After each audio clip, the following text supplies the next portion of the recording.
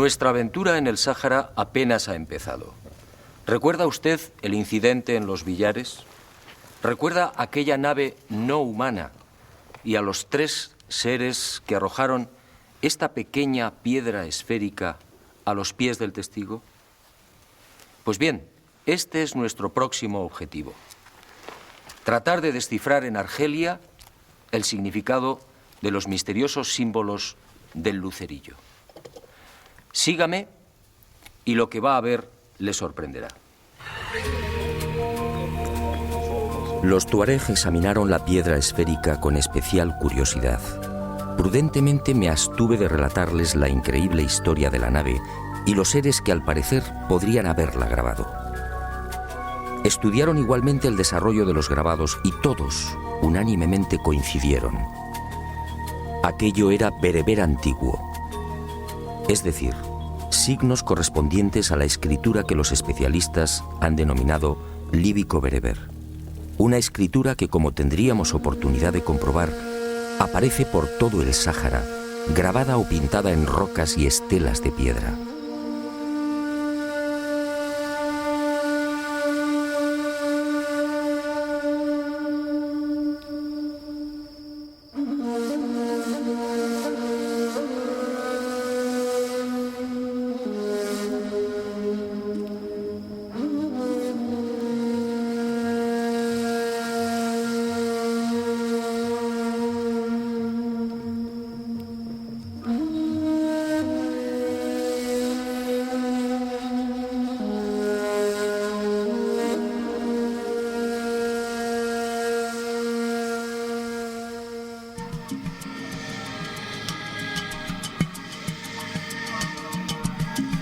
Una escritura que tiene su derivación en la lengua amazigh, actualmente hablada por unos 20 millones de personas en Marruecos, Argelia, Túnez, Níger, Mali, Burkina Faso, Mauritania, Libia y en el oasis de Siba, en Egipto.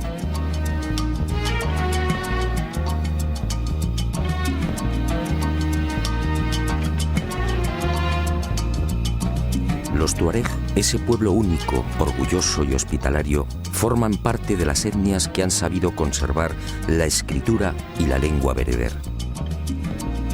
Pero la decepción no se hizo esperar. Una cosa es hablar el bereber y otra muy distinta traducirlo.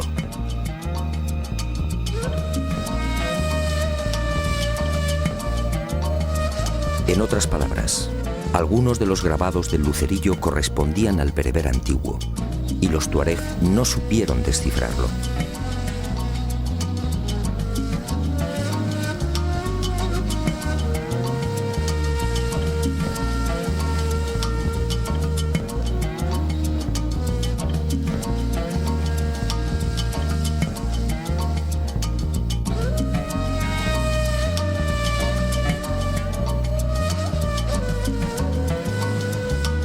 Aquel fracaso, lejos de rendirme, multiplicó mi entusiasmo. Proseguí las investigaciones profundizando poco a poco en el nuevo misterio. Y las indagaciones en torno a los enigmáticos signos bereber me conducirían mágicamente, casi sin proponérmelo, a otra fascinante y para mí desconocida realidad. ¿De dónde procedía aquella escritura? ¿Arrancaba en el primer milenio antes de Cristo, como aseguran arqueólogos y lingüistas? ¿Por qué se perdió su significado original?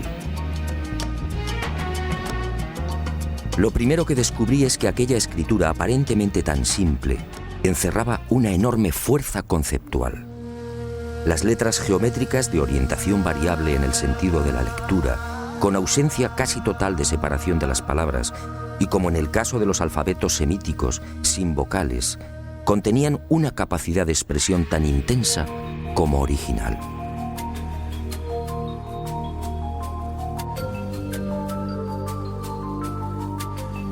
El bereber, además, puede leerse en cualquier sentido, de izquierda a derecha, de derecha a izquierda, de abajo a arriba y viceversa, o en espiral.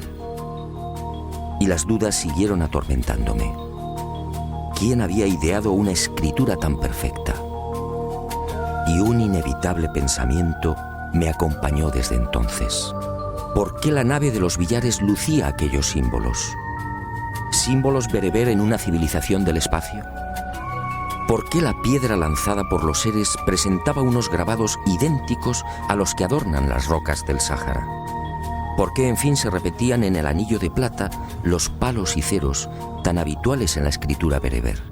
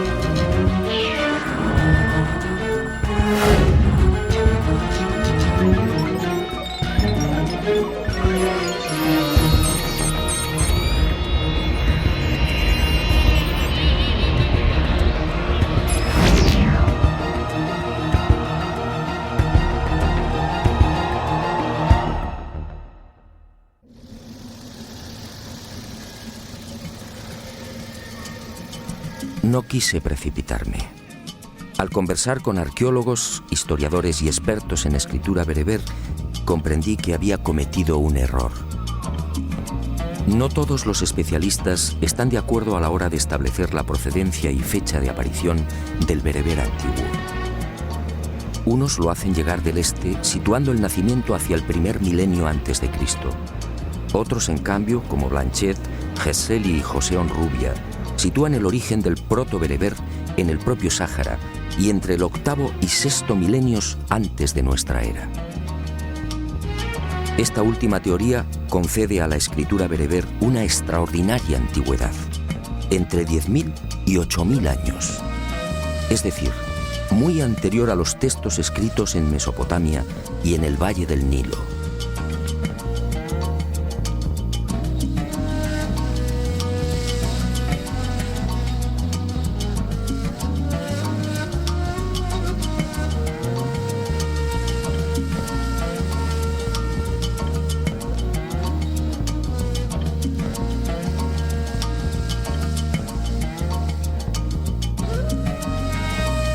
¿Qué significaba esto? Muy simple. Si la escritura bereber tiene 10.000 años y si nació en el corazón del Sáhara, los científicos deberán cambiar la fecha de la historia. La escritura más antigua del mundo no se hallaría entonces en el Oriente, sino en África.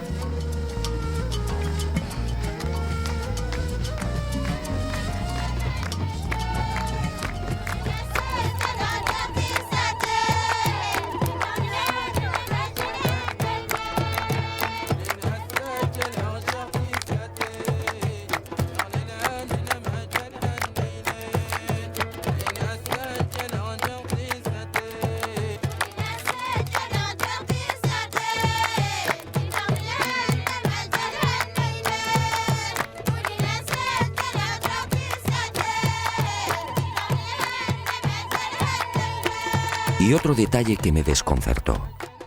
Por más que indagué, nadie supo darme razón de los antecedentes lingüísticos del bereber. Como es lógico y natural, la mayor parte de las lenguas escritas experimenta siempre un proceso natural de evolución. De unos primeros y casi infantiles símbolos se va pasando a signos más concretos y simplificados que finalmente derivan en las letras que hoy conocemos. En este sentido existen numerosos modelos histórica y antropológicamente contrastados. No ocurre así con el bereber antiguo. Aunque algunos tratan de hacerlo derivar de la escritura púnica, la verdad es que el problema está muy lejos de ser esclarecido. Científicos como Camps, Chabot, Springer, Onrubia, Gali, Basset, Galán y otros han sacado a la luz más de 1.200 inscripciones, todas ellas procedentes del Sáhara. En ninguna, sin embargo, se observa el menor vestigio de esa evolución natural. Y obviamente me pregunté, ¿apareció el bereber de repente? ¿De quién fue la idea? ¿Cómo es posible crear una escritura tan simple y certera sin un proceso previo de maduración? Y lo más importante, ¿cómo explicar que una escritura tan elaborada terminara perdiendo su genuina significación? Los tuareg y los bereberes de la Kabila argelina, entre otros, llegan como mucho a leer algunos de los signos que integran el bereber, pero no saben traducir la totalidad de las inscripciones. Es como deletrear una frase en alemán. Conocemos el significado de cada letra, pero si no sabemos alemán, difícilmente acertaremos con la traducción. Conforme fui adentrándome en el desierto y conociendo en profundidad las características de la antigua escritura bereber, más seguro estuve de la extraordinaria antigüedad de aquellos misteriosos signos. Hoy existen técnicas científicas que pueden datar con razonable exactitud la fecha de ejecución de pinturas y grabados. El estudio de la pátina de estos últimos, los grabados, es uno de los caminos. Cuando el artista ataca una pared o una roca, al martillear o perforar, elimina la capa de óxido que cubre la piedra, dejando un surco blanco, idéntico al color original del soporte.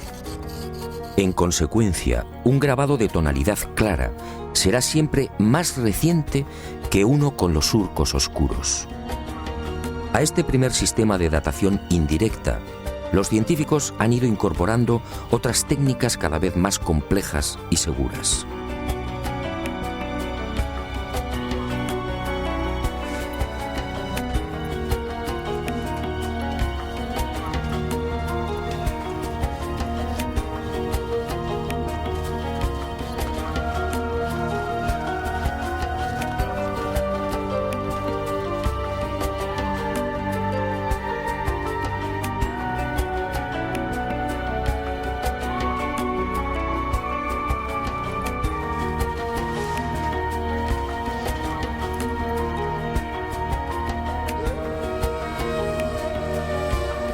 Lamentablemente, esas avanzadas técnicas científicas de datación no se han centrado en el estudio de la escritura bereber grabada en las rocas.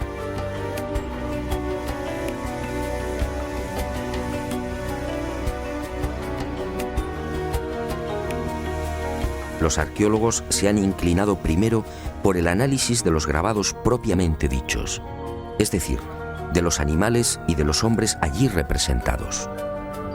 Y digo lamentablemente porque, según pude verificar, muchos de los signos bereber asociados a estos grabados presentaban una pátina tan oscura como el resto de la obra.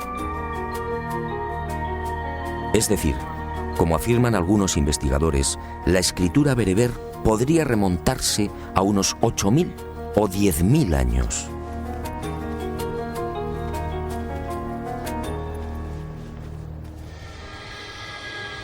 Y la gran pregunta cobró nuevas fuerzas. ¿Qué ocurrió? ¿Por qué el significado de esta espléndida escritura terminó perdiéndose? La respuesta estaba allí mismo, entre las ardientes arenas, los cauces secos de los ríos y las atormentadas moles de piedra. En alguna ocasión tuve conocimiento de esta historia, pero sinceramente no le presté atención, hasta que el destino, siempre atento, me empujó de nuevo hacia ella. Este inmenso desierto, de más de 10 millones de kilómetros cuadrados, no siempre fue un lugar hostil y despiadado. Acompáñeme y le mostraré algo difícil de imaginar.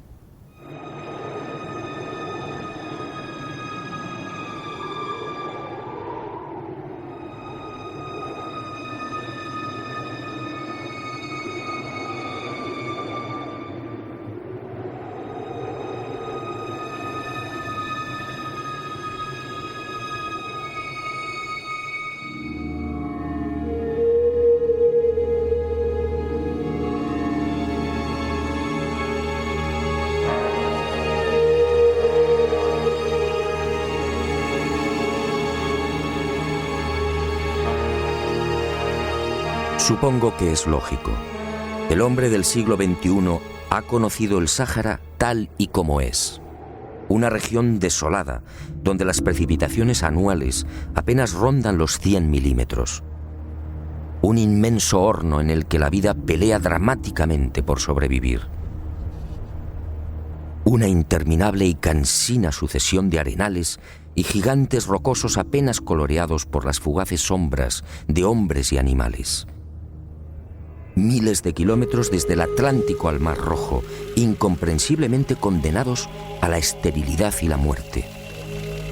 50 y hasta 60 grados de temperatura durante el día y un frío helador bajo el más hermoso firmamento del planeta.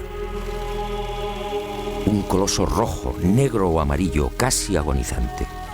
Un desierto extremo donde el agua es contemplada y mimada como una mujer.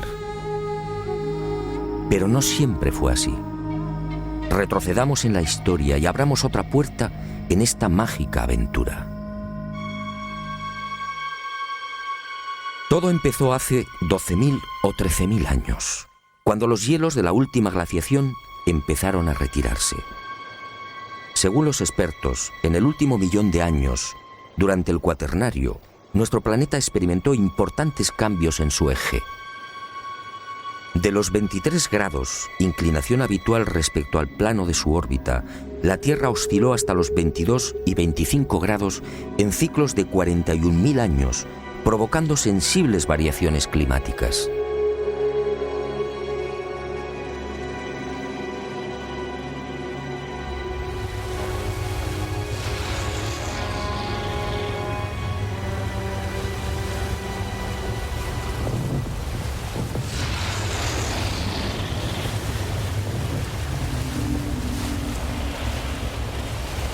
En ese millón de años, mientras el hombre aparecía y despertaba, nuestro mundo registró 4 grandes y demoledoras glaciaciones. La última cubrió buena parte de América del Norte y Europa, llegando a las puertas de Londres, París y Moscú. La península escandinava quedó cubierta por una capa de hielo de 2.400 metros de espesor. Y hacia el 13.000 antes de nuestra era, la glaciación retrocedió concediendo un respiro al mundo. Los hielos se fundieron y los océanos elevaron sus niveles en 120 metros, niveles que conservan en la actualidad.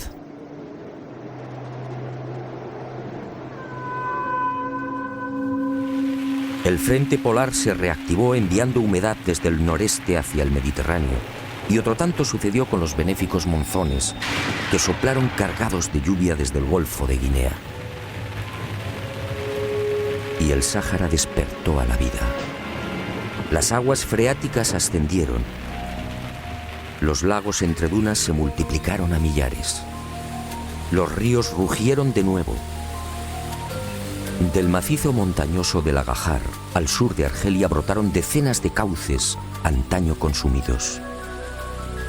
Y el agua fue bañando el gran desierto, transformándolo. Uno de los caudalosos ríos, el Igargar, tan ancho como el actual Amazonas, nacía impetuoso en el sur, recorriendo casi 2.000 kilómetros, hasta formar un lago de 400 kilómetros al sur de Túnez.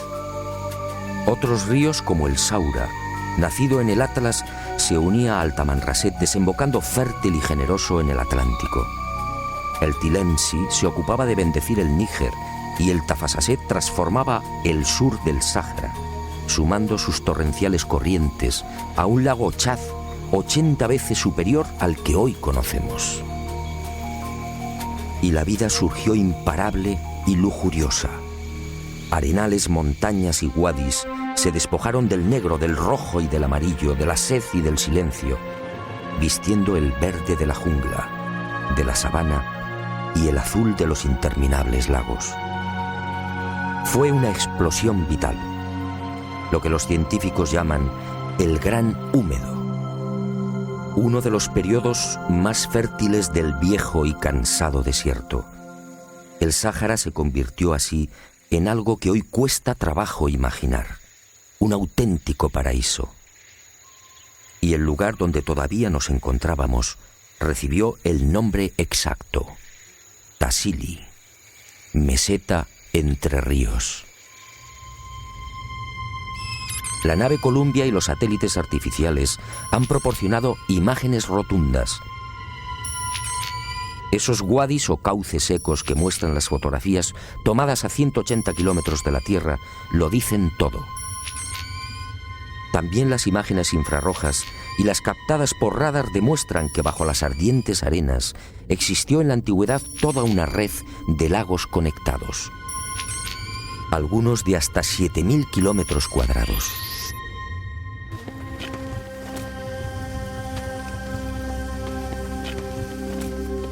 Aquí mismo, en la reseca meseta de Tamrit, pudimos contemplar los heroicos restos de lo que sin duda fue uno de los bosques más impenetrables del planeta, los cipreses de Tassili. Gigantescos ejemplares de hasta 6 metros de circunferencia, hoy agonizantes, pero todavía altivos, recordándonos el antiguo esplendor de la zona. El propio Lot, en sus incursiones hasta el Ténere, una de las regiones más sofocantes del Sáhara, llegó a descubrir notables acumulaciones de huesos y espinas de pescados que podrían llenar varios carros y que constituyeron parte importante de la dieta de los antiguos pobladores. ¿Y qué decir de los grandes morteros de piedra de una sola pieza descubiertos en todo el Sáhara? Prueba evidente de que el cereal cubría grandes extensiones.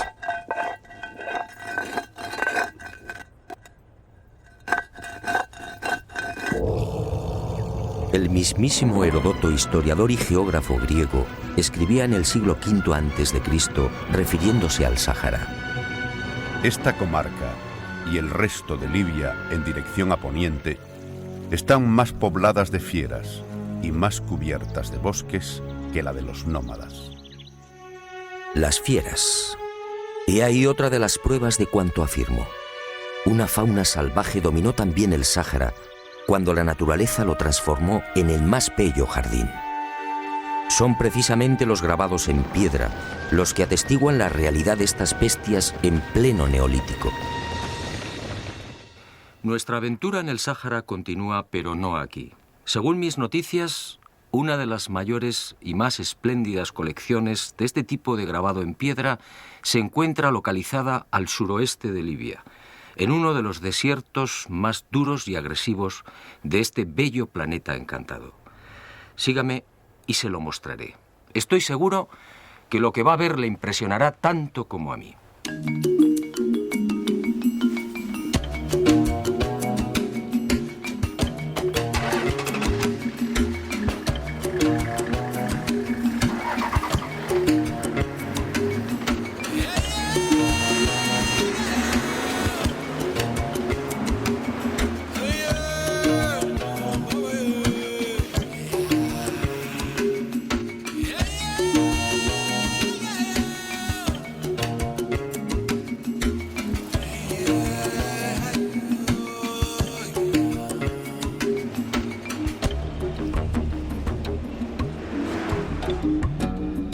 Nuestro siguiente objetivo nos llevó esta vez a Trípoli. Desde allí, cruzando los desiertos libios, alcanzamos Gadamés y Saba, penetrando por fin en la Hamada de Mursuk, otro infierno de piedra y arena. Una vez instalados en el duro Fesán, recorreríamos los Matendus, los célebres Akakus, y giraríamos hacia el norte, aproximándonos a la frontera con Argelia. Allí, en la región de Aramet, una zona casi olvidada, llevaríamos a cabo otros no menos interesantes hallazgos. Después, tras casi 3.000 kilómetros de duras y penosas marchas por el Sáhara, retornaríamos a Saba.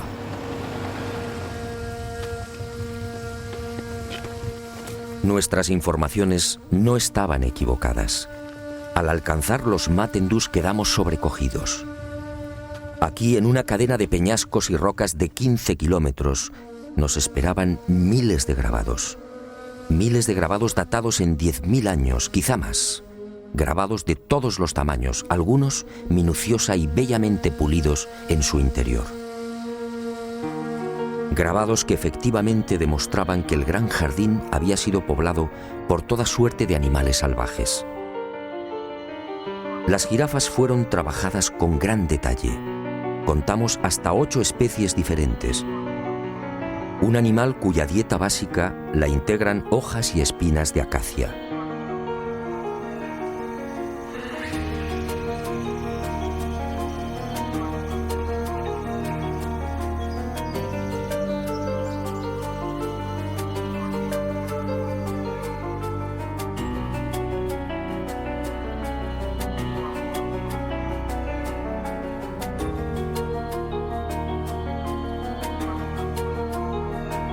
Y otra prueba más de la realidad de ese paraíso, el rinoceronte, un animal muy exigente con el agua.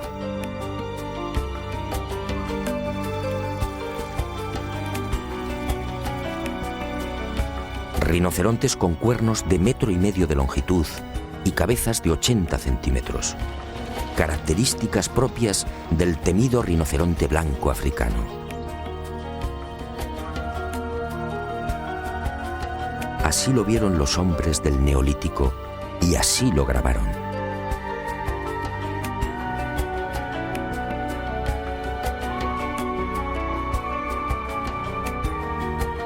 Y entre este esclarecedor bestiario del Sáhara, otra pieza clave que nos transporta al gran jardín sahariano, el elefante.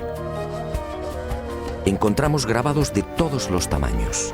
En el Yerat, Henry Lott describió un ejemplar de 4,70 metros de longitud, un tamaño relativamente habitual entre los machos de 30 y 40 años.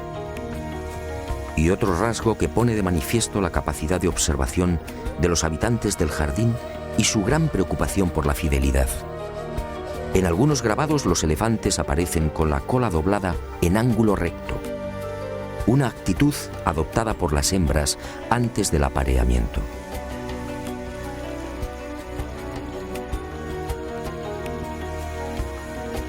Grandes paquidermos que consumen alrededor de 100 litros de agua al día y que obviamente tampoco habrían sobrevivido de no haber existido ese exuberante paraíso. Un Sáhara verde y acuático, tan difícil de imaginar, en el que los saurios se multiplicaban a millares. El gran cocodrilo de los Matendus así lo confirma. El ejemplar, un adulto de 2,50 metros, seguido por una cría, fue grabado hace miles de años. La oscuridad de la pátina no ofrece dudas.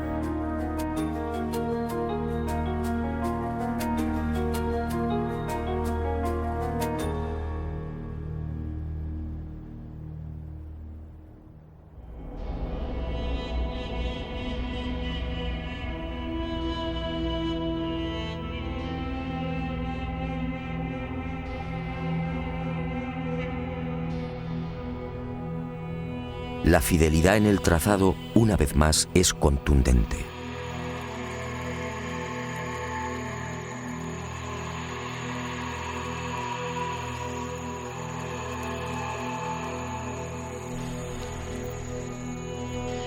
Nueva sorpresa. ¿Hipopótamos en el desierto?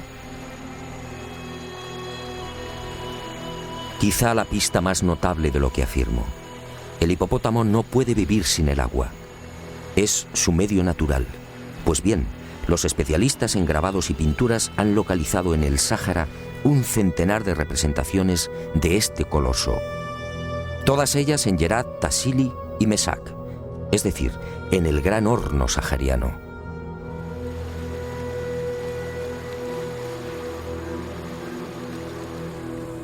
En este macizo de Mesak, donde nos encontramos, han sido contabilizados 60 grabados, y todos con una pátina oscura, señal inequívoca de una gran antigüedad.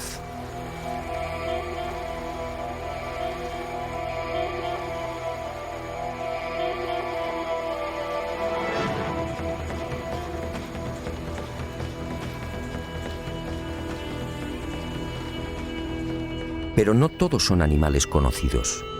El hombre del Neolítico sin querer nos ha proporcionado con sus grabados la prueba de la existencia de ejemplares hoy desaparecidos. Este es el caso del uro y del búfalo antiguo. El primero, magníficamente esculpido en la roca, fue el supuesto ancestro de los bóvidos domesticados en Oriente Medio, Europa y África del Norte. El Bos primigenius era un animal imponente que alcanzaba 1,70 metros en la cruz. En las paredes del Sáhara se presenta sistemáticamente de perfil, salvo la cornamenta.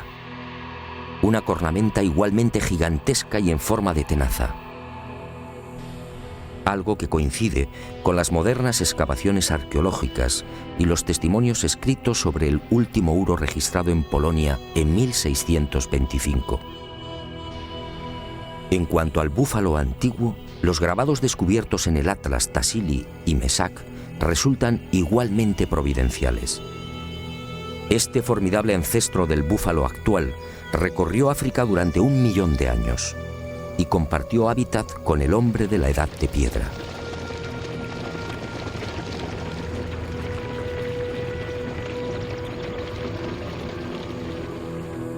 Sus grandes dimensiones, con cornamentas de más de 3 metros de envergadura, debieron impresionar a los habitantes del jardín sahariano.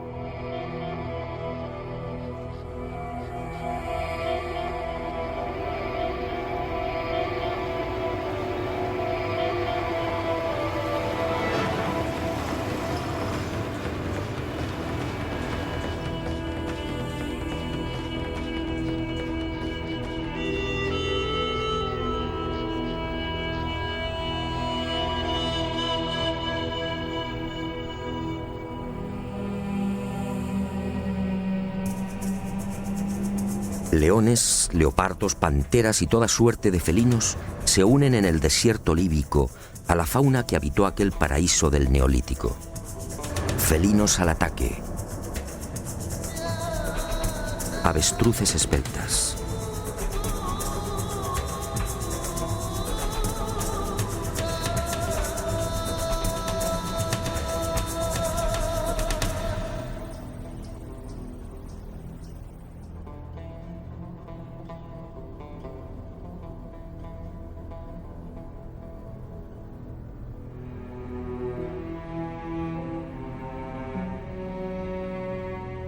Perros al servicio del hombre. Decenas de antílopes, algunos casi extinguidos como el órice, la gacela de Waller y el antílope búbalo. Muflones de cuernos anillados y largas crines en cuello y pecho, hoy desterrados a las solitarias cumbres y mesetas del Tassili.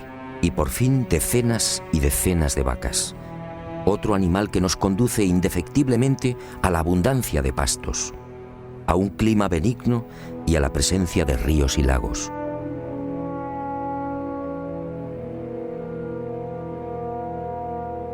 Y entre estas pinturas, algo desconcertante.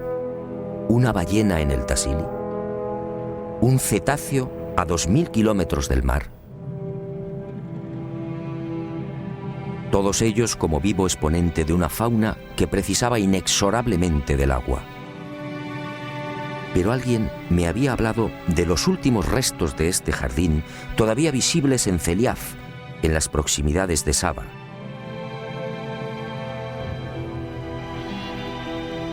Y hacia allí nos dirigimos.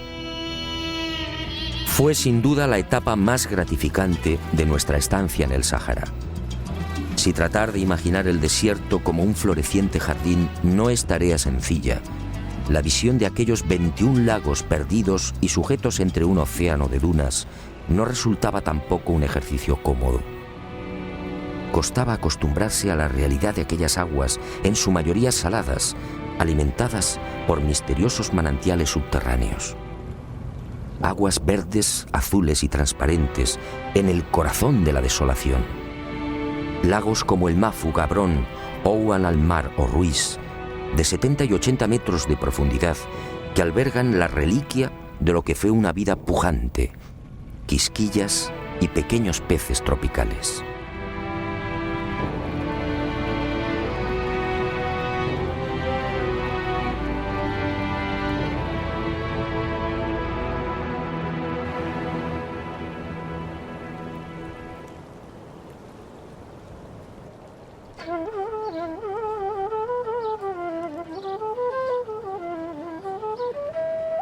El Sáhara, en fin, nos grita desde los 4 puntos cardinales que su pasado fue rico y esplendoroso. Hasta el áspid de Cleopatra, la serpiente de los encantadores, nos recuerda aquel tiempo benéfico. Esta cobra indostánica, emigrada de los trópicos, no debería existir en el sur de Libia y Argelia. Sin embargo, ha logrado sobrevivir.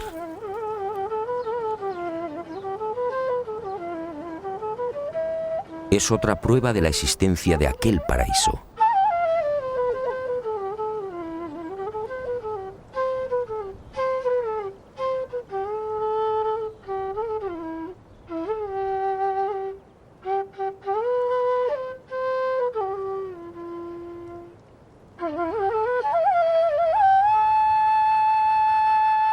Bueno será que recapitulemos, y permítame que lo haga a mi manera.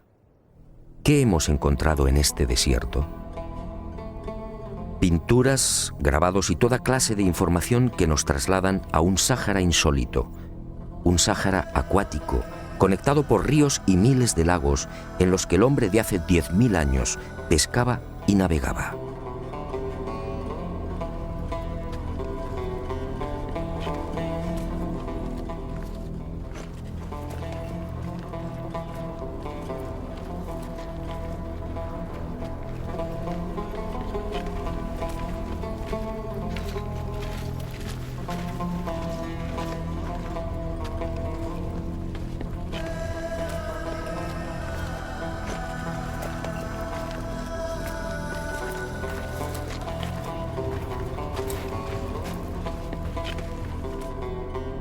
Hemos hallado la imagen de un barco de 3 palos en una colina de 600 metros de altitud, Zinquicrá, en mitad del hoy abrasador desierto de Yerma, en Libia.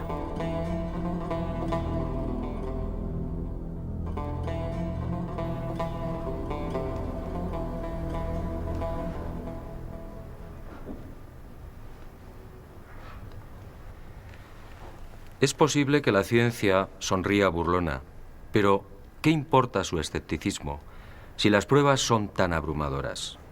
Esta es mi teoría.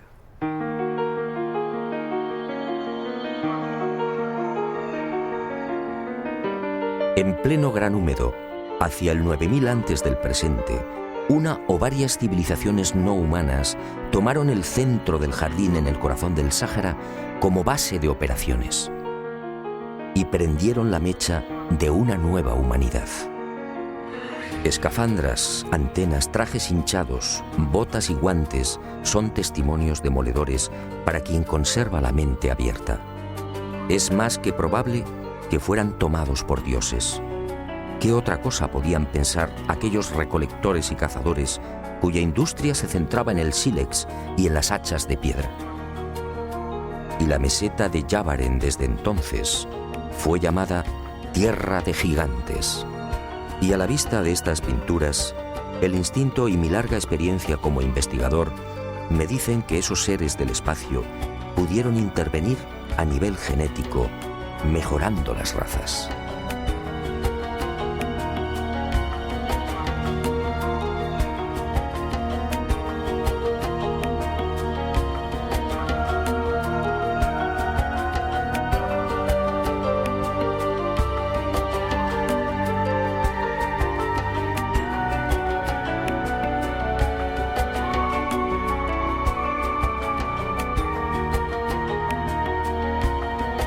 Pero sus planes, quién sabe, fueron más allá. ¿Enseñaron también la domesticación de animales? En los grabados que muestran la fauna salvaje, justamente los más antiguos, observamos un hecho muy significativo. Entre elefantes, jirafas, rinocerontes y felinos, apenas vemos bóvidos conducidos por hombres o perros colaborando en las cacerías. Es en los periodos posteriores, a partir de los cabezas redondas, cuando surgen los rebaños, los arreos, las escenas de ordeño y los pastores.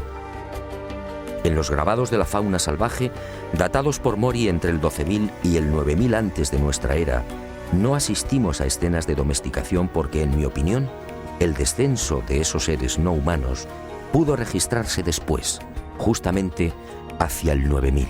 Y otro detalle que me llena de dudas: ¿se produjo esa domesticación de la noche a la mañana? Todas las especies animales han necesitado de mucho tiempo para disfrutar de sus peculiares características. Así lo exige el desarrollo de la vida. Y me pregunto, ¿cómo se las ingenió el hombre del Neolítico para modificar lo que la evolución había ido fijando en cientos de miles de años? ¿Cómo explicar que los bóvidos perdieran su natural agresividad? ¿Cómo lograr que algunas aves se vieran desprovistas casi de un día para otro de su capacidad para volar?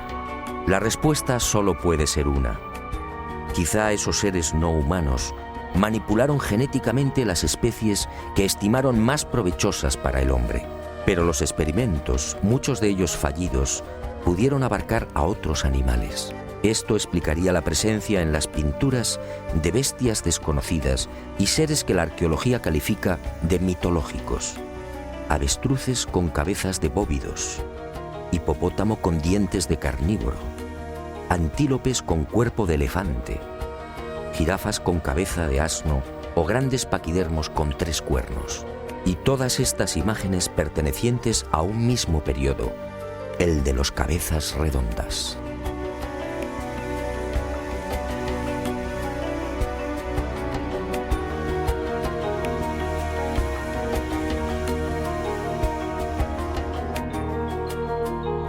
Y encontramos también vestimentas y tocados imposibles.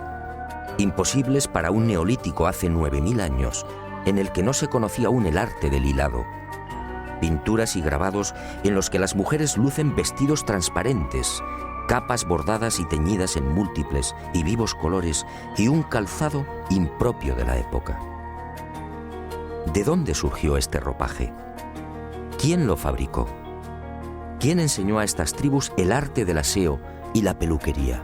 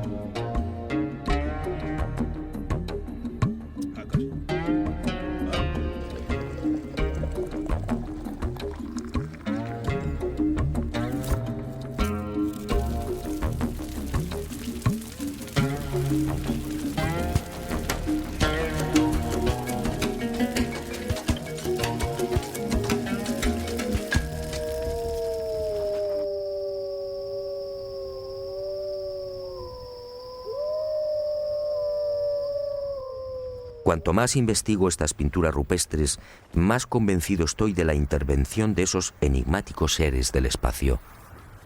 Fueron ellos los que sin duda dieron el primer aliento civilizador a unas gentes casi desnudas, sin norte y con una precaria conciencia de sí mismos. Fueron ellos los que, muy probablemente, infundieron en los clanes de la Edad de Piedra las sublimes ideas de la divinidad, de lo trascendente y de la supervivencia después de la muerte. Fue en ese tiempo cuando el hombre de la Edad de Piedra experimenta un brusco giro en sus costumbres y en lugar de abandonar a los muertos a su suerte, procede de pronto a sepultarlos en enormes y elaborados túmulos. Casualidad. Unos túmulos de piedra formados por anillos concéntricos y muy cerca de los abrigos en los que pintaban a los cabezas redondas. Solo en el Fesán libio han aparecido más de 60.000.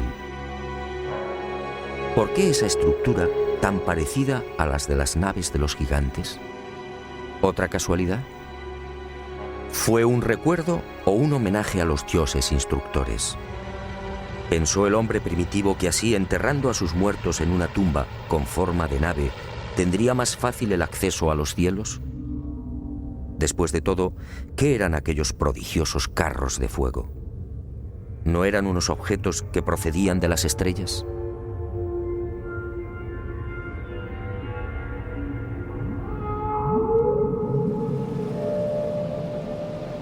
Una o varias civilizaciones no humanas, sí, que desencadenaron una gran cultura en el corazón de África. Una cultura que, según mis estimaciones, habría arrancado mucho antes de lo que imaginamos. Una cultura apuntada en miles de pinturas y grabados que muy pocos conocen. Una cultura que recibió también el precioso tesoro de la escritura. Una forma de comunicación directamente enseñada por los dioses. Una escritura, por tanto, que no precisaba de evolución alguna. Por eso los científicos no consiguen encontrarla. Por eso nunca la encontrarán. No tengo la menor duda.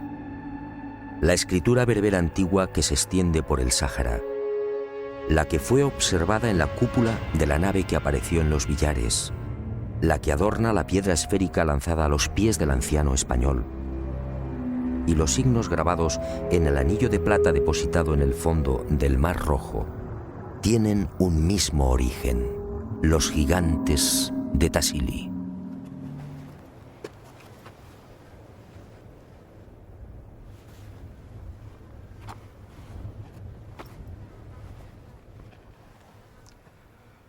El rompecabezas, como ve, empieza a tomar forma, pero quedan algunas incógnitas por despejar.